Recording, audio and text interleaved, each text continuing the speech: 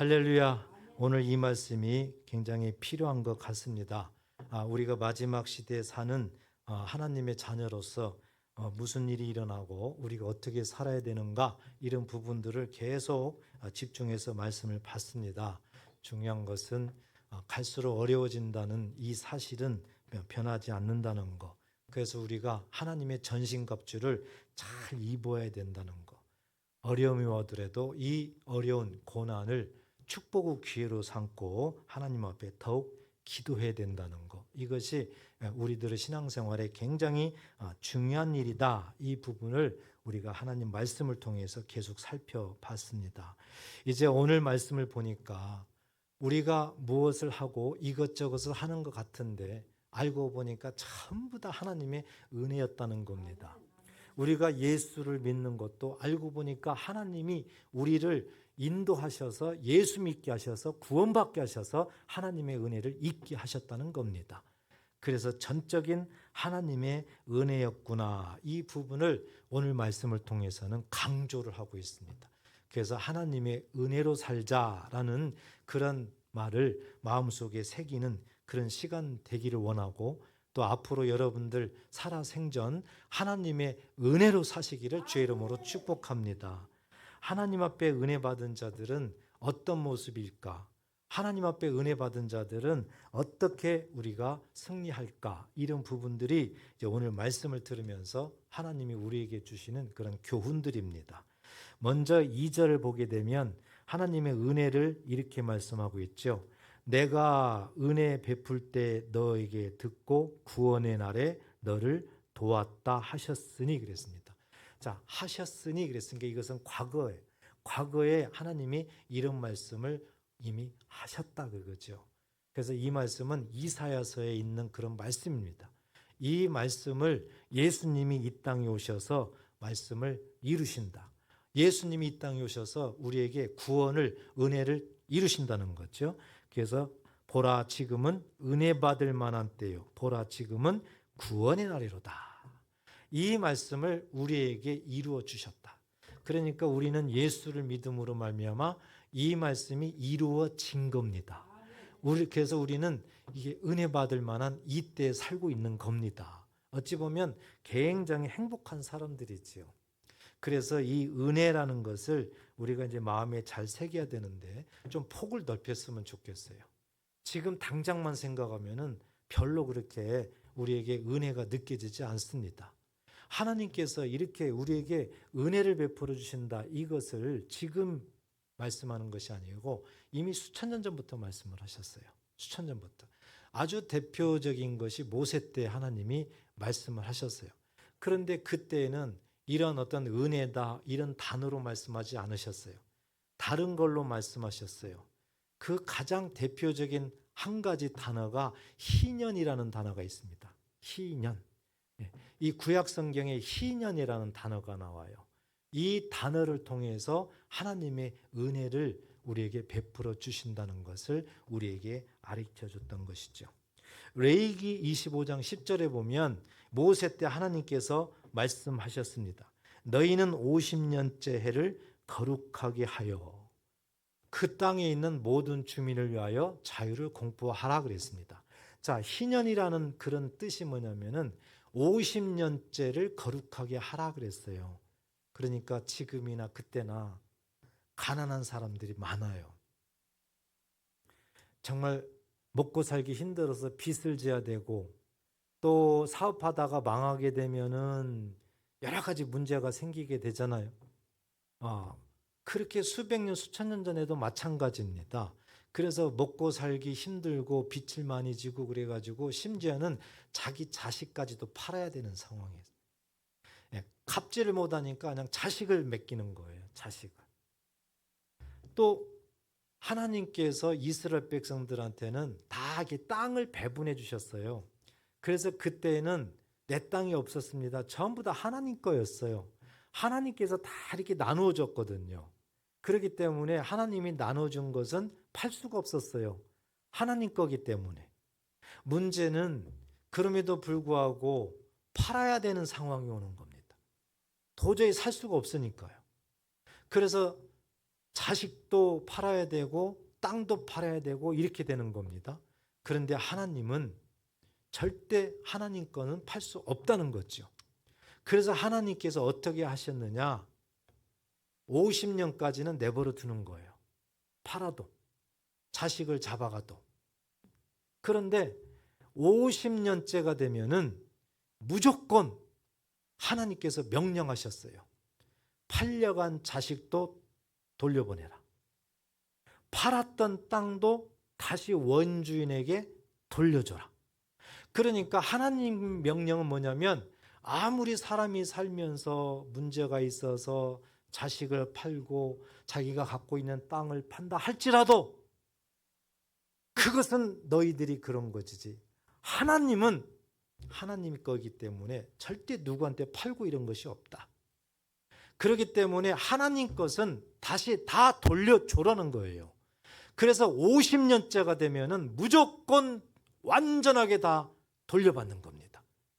중요한 것은 아무 대가도 없이, 값 없이, 아무리 빚을 지고 자식을 팔았다, 빚이 졌기 때문에 못 갚으니까 땅을 팔았다 그러더라도 50년째가 되면은 자식이 돌려오는 대신에 뭐 돈으로 갚고 뭐 이런 자체가 없어요.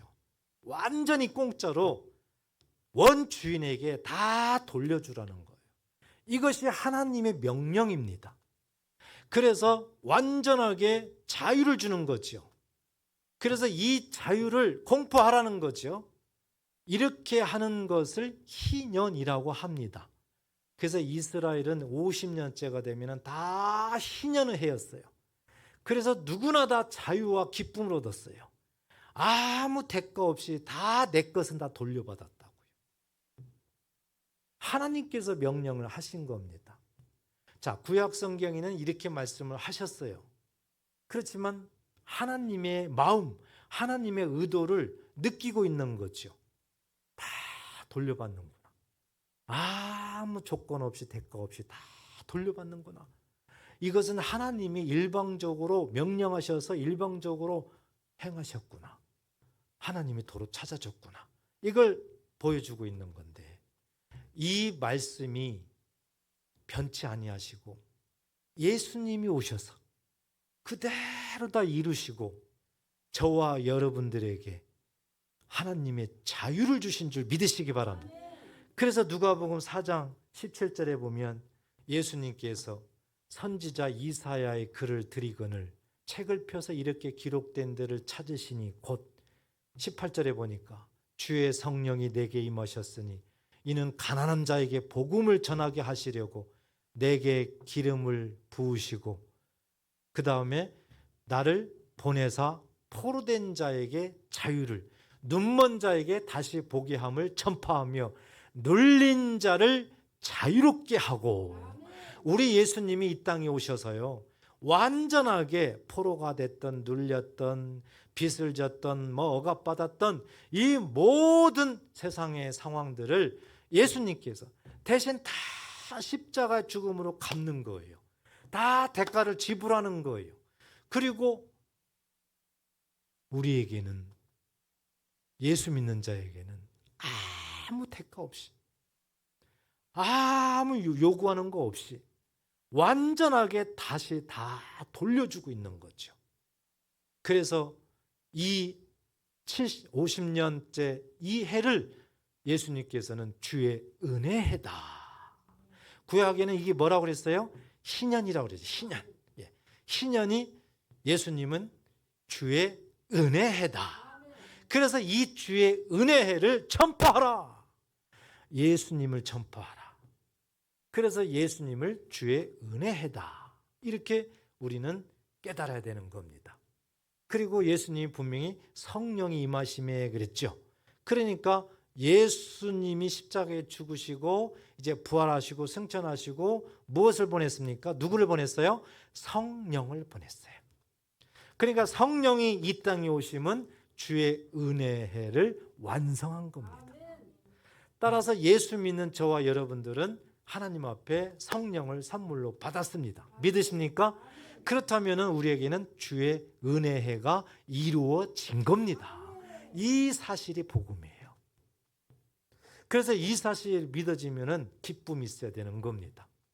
아무리 내가 세상에 살면서 죄를 짓고 아무리 어렵게 살고 아무리 가난해서 정말 빚을 지고 뭐하고 이랬을지라도 오늘 말씀을 보니까 이미 하나님께서는 이미 이사야 시대 때 약속을 하셨고 모세 시대 때 약속을 하셨고 수천 년 전에 약속을 하셨고 그것을 예수님을 이 땅에 보내셔서 완전하게 예수님의 십자가의 죽음으로 완전히 대가를 지불하고 우리에게는 아무 대가 없이 조건 없이 완전히 되돌려 주셨다.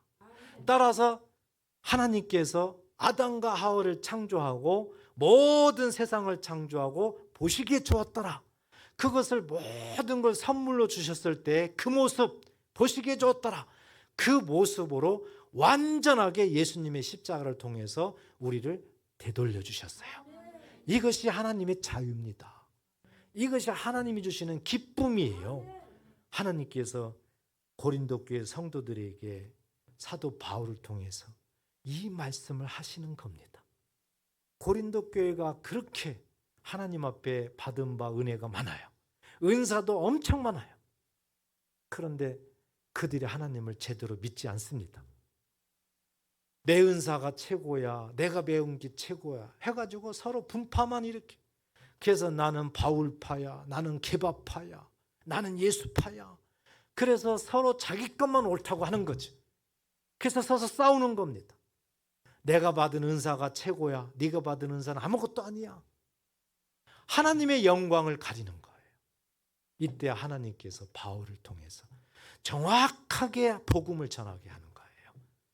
그래서 누구 파든 아무 소용없다.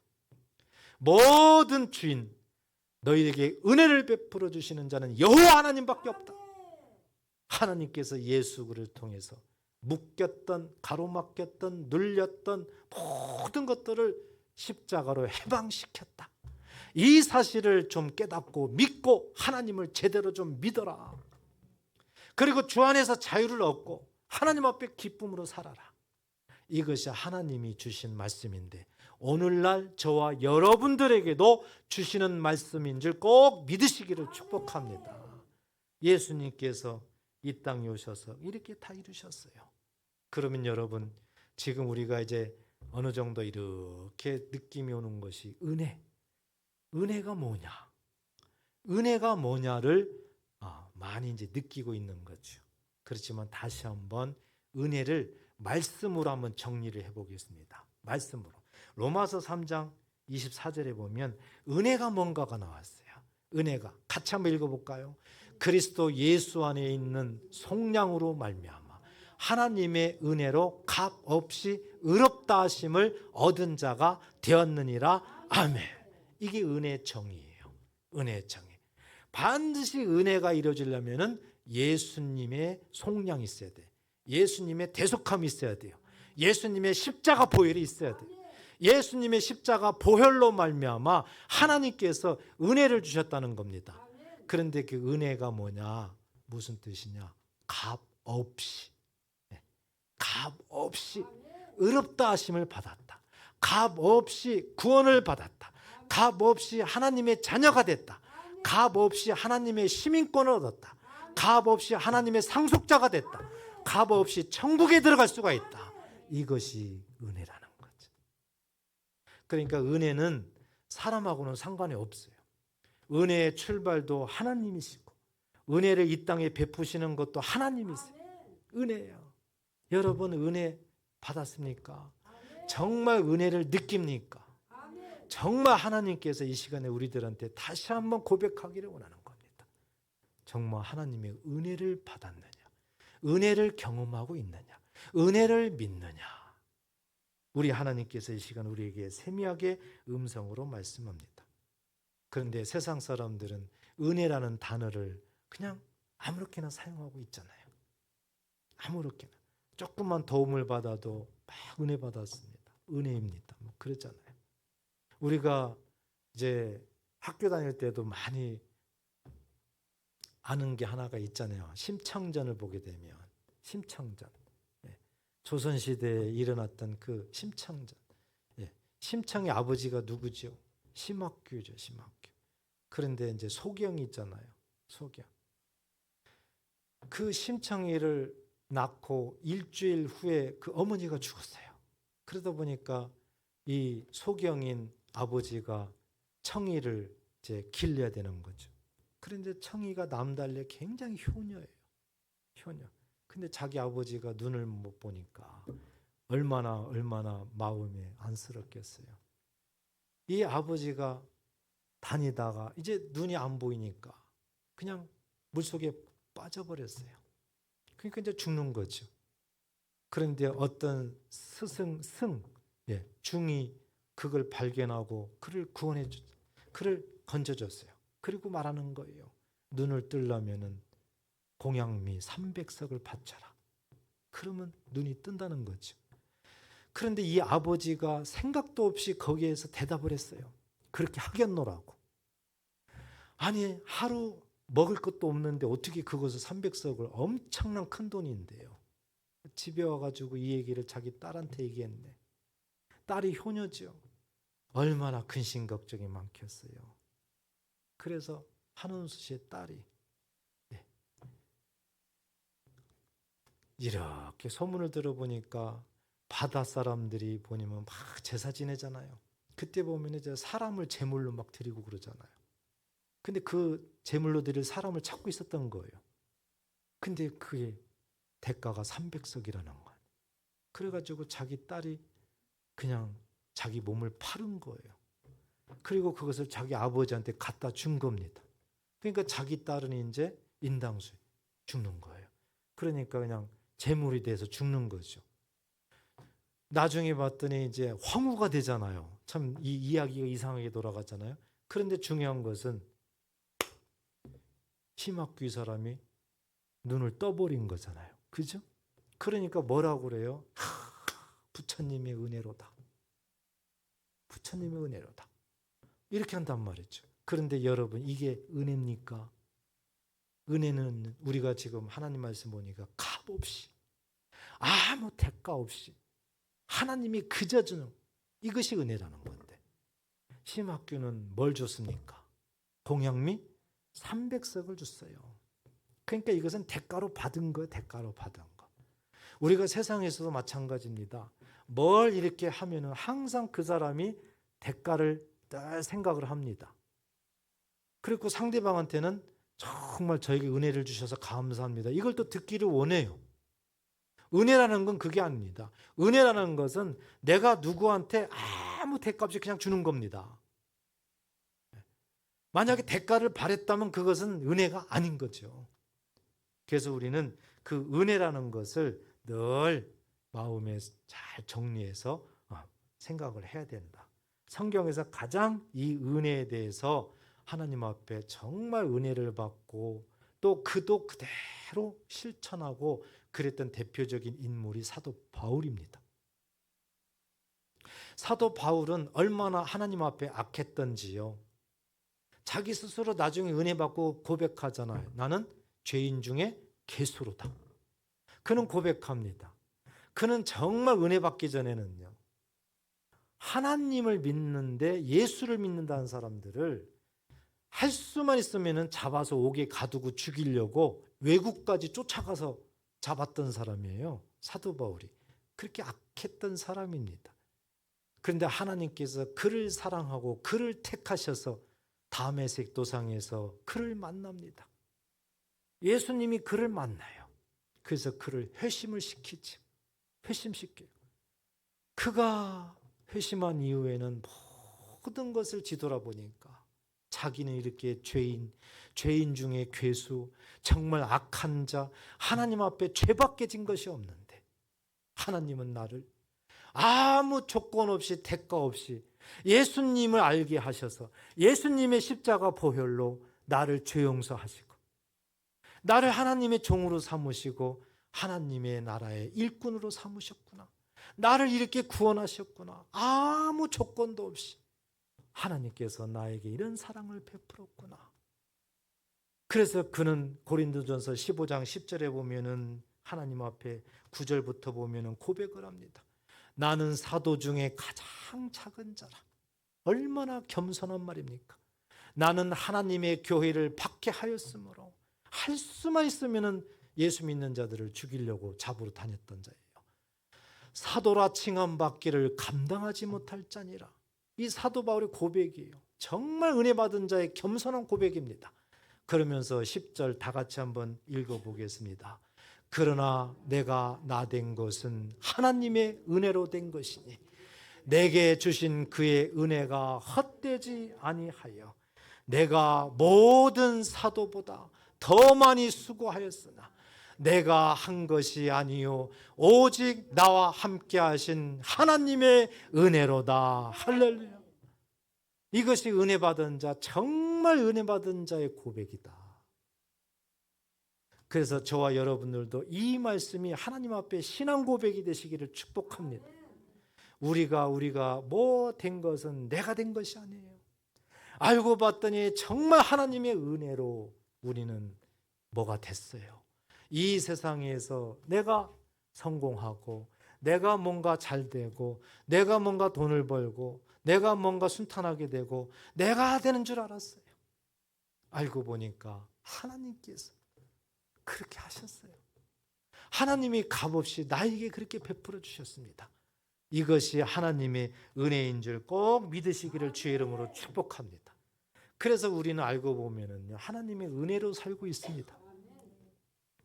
정말 하나님의 은혜로 살고 있는 거예요. 이것을 몰라서 용감한 거지. 정말 하나님의 은혜임을 알면 사도 바울처럼 겸손할 수밖에 없고 나는 작은 자입니다. 내 힘으로는 아무것도 할 수 없습니다.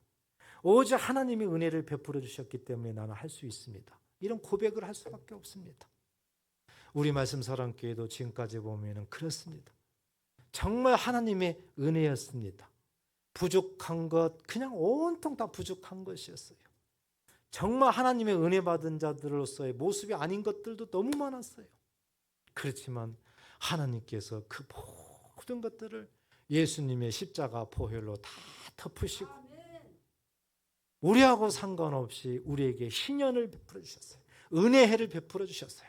그래서 하나님 앞에 예배하고 찬양하고 말씀 듣고 지금까지 이렇게 해오셨습니다. 이 시간에 저와 여러분, 저부터 정말 하나님의 은혜로 지금까지 왔습니다. 고백합니다. 하나님의 은혜로 지금까지 우리 교회도 왔습니다. 에베네셀 어디에 있든지 간에 하나님이 함께 하셨습니다. 에베네셀 하나님을 찬양합니다. 이제 우리는 정말 알고 봤더니 은혜 받은 자였다. 정말 은혜 받은 자였다. 그렇다면 이제 우리가 은혜 받은 자로서 어떻게 해야 되는가? 오늘 본문에서 우리에게 말씀을 합니다. 오늘 3절 보십시오. 은혜 받은 자로서 우리가 어떻게 살아야 되는가? 우리가 이 직분이 비방을 받지 않게 하려고 하나님의 영광을 나타내는데 가리지 아니하도록 뭔가 하고 있는데 그게 뭐냐? 무엇이든지 아무에게도 거리끼지 않게 하고 오직 하나님만을 바라보고 하나님을 믿으니까 거리낌이 없는 거지요. 남한테 거리낌이 없는 거죠. 올바로 가니까요. 4절 오직 모든 일에 하나님의 일꾼으로 자천하여 많이 견디는 것과 환난과 궁핍과 고난과 매맞음과 갇힘과 난동과 수고로움과 자지 못함과 먹지 못한 가운데서도 들어보니까 어때요? 엄청 고난이에요. 엄청 어려움이 온 겁니다. 참 이렇게 어려울 수가. 6절 보니까 깨끗함과 지식과 오래 참음과 자비와 성령의 감화와 거짓이 없는 사랑과 진리의 말씀과 하나님의 능력으로 의의 무기를 좌우에 가지고 그 고난 속에서도 오직 하나님만을 바라보고 오직 진리만을 따라가고 하나님의 능력 가운데 끝까지 나아가고 있는 그 모습입니다. 바로 뭐예요? 하나님 앞에 은혜 받은 자들은 환경을 초월하더라는 겁니다. 진짜 하나님 앞에 은혜 받은 자들은 환경을 바라보지 않고 하나님을 바라보더라는 거예요. 그래서 은혜 받은 표가 뭡니까? 성경적으로 증명한다면은 환경을 바라보지 않고 하나님을 바라보고 환경을 초월하고 하나님의 말씀을 따라가는 사람이더라.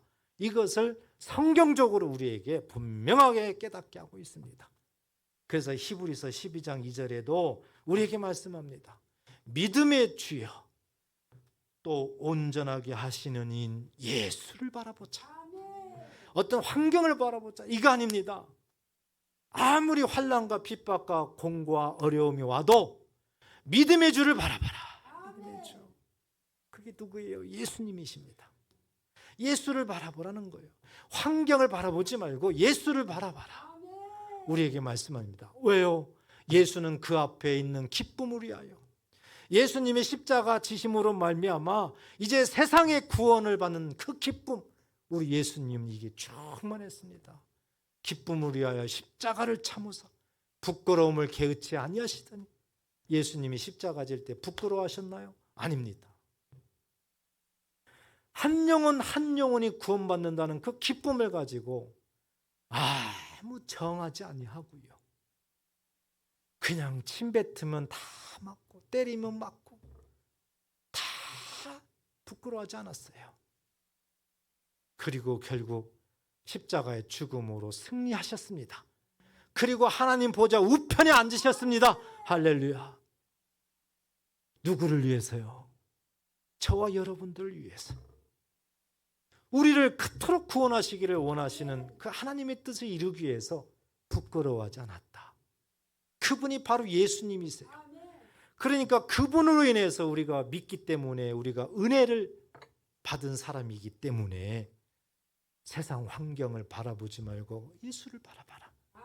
그 말씀을 우리에게 하고 있는 겁니다.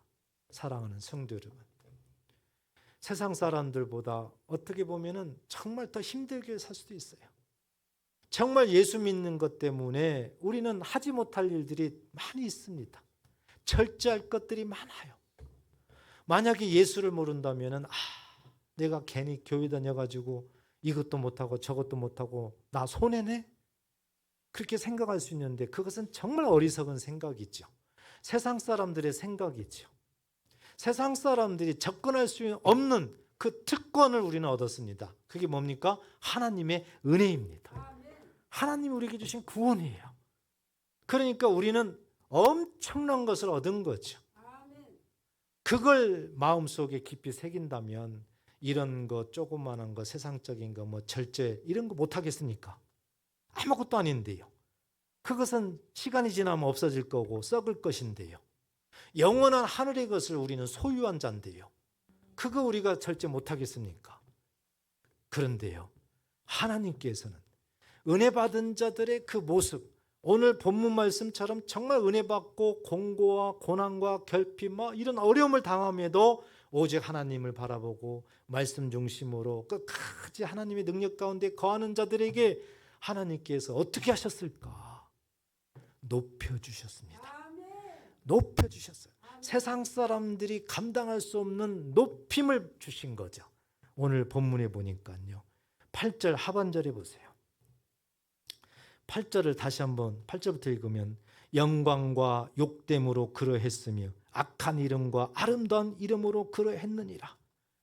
끝까지 참고 은혜 받은 자들이 이렇게 했어요. 그랬더니 우리는 속이는 자 같으나 참되고 무명한 자 같으나 유명한 자가 되고 죽은 자 같으나 보라 우리가 살아있고 징계를 받는 자 같으나 죽임을 당하지 아니하고 근심하는 자 같으나 항상 기뻐하고 가난한 자 같으나 많은 사람을 부유하게 하고 아무것도 없는 자 같으나 모든 것을 가진 자로다. 여러분, 우리가 이렇게 합니까? 우리가 이렇게 될 수 있습니까? 아닙니다. 하나님께서 우리를 이렇게 높여주신다는 얘기입니다. 하나님께서 정말 은혜 받은 자가 환경을 바라보지 않고 정말 하나님을 바라보고 예수를 바라보고 고난도 어려움도 인내하며 절제하며 그래도 말씀을 바라보고 예수를 바라보고 나아가면 하나님께서 우리가 비록 가난하게 보이지만 많은 사람들을 부유하게 하나님이 하신다는 거예요. 나를 통해서요.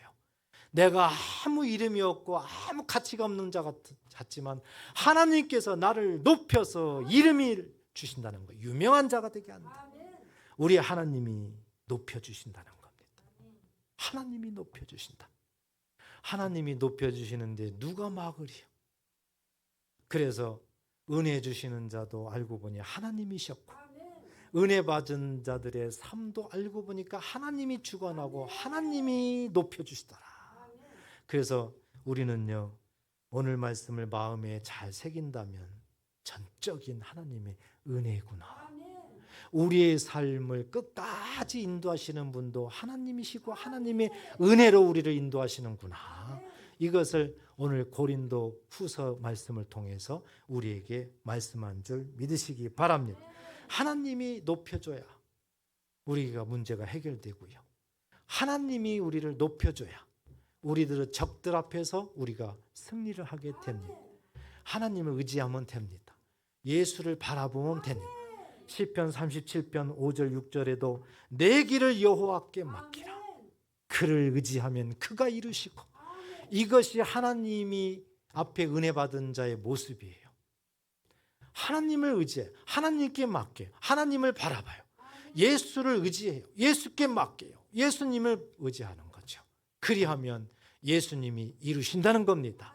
6절 내 의를 빛같이 나타내시며, 의 구체적으로 보면은 하나님의 말씀이, 하나님의 말씀이 내가 갖고 있어요. 그러면 그 말씀을 하나님이 이루신다는 거죠. 그 말씀을 세상의 빛처럼 하나님께서 나타내 주신다는 겁니다. 하나님의 이 놀라운 사랑과 은혜, 내 공의를 정오의 빛같이 하시리로다. 하나님이 높여주는 거죠. 하나님께서. 여러분, 하나님이 하셔야 되는 거예요. 하나님이 하지 않으면 할 수가 없습니다. 아무리 사람이 노력하고 하더라도 되는 것 같지만 안 됩니다. 성공하는 것 같지만 무너집니다. 하나님의 은혜로 돼야 됩니다. 그럴 때 하나님께서 견고하게 우리의 마음부터 우리의 삶의 터전까지 하나님께서 보장하시고, 하나님이 지켜주시고, 하나님이 막으시고, 악한 자가 접근하지 못하게 하시고, 빼앗지도 못하게 하시고, 하나님의 돌보심 가운데 우리는 세상을 살 수가 있습니다. 지금까지 배웠던 하나님의 말씀, 사도행전 20장의 사도 바울처럼 이제 말씀께 의탁하는 겁니다. 이제 우리에게 주신 말씀, 하나님 말씀께 의탁하는 겁니다. 그래서 그 말씀이 저와 여러분들의 삶의 기업이 되기를 원하는 것입니다. 하나님의 말씀 하나하나 정말 하나님의 은혜로 아버지께서 빛처럼 우리들의 삶을 주관하셔서 하나님의 은혜로 세상 사는 그날까지 강건하시고 행복하시고 힘있게 주님을 잘 섬기며 사시기를 주의 이름으로 축복합니다. 기도하겠습니다.